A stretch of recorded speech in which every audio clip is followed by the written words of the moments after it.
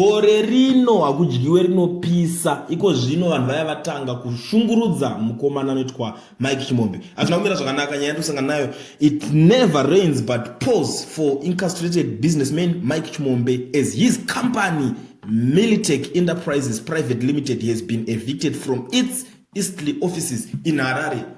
Zvinhu zvacho zvakangoitika panguva imwe chete. Mukomana ari pama1 ari kutsvaka kunoshingirira kuti pamwe bheu ringaita ukuwo ngirini yake yapinda panguva yakaoma.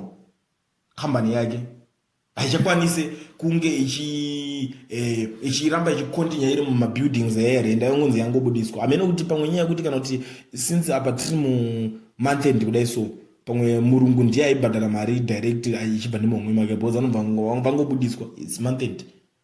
Kana kuti panga pane notice here amene chichikuitika. But inini ndinoziva zvangu zvinogona kunge zvichiitika zvekuti anogona kunge munhu aimurendesera ipapo vari mumabhosi ake mune zvematongerwo enyika. Amene muri Zimbabwe imimo munoionawo sei nyaya yekubudiswa kwekambani yaChimombe.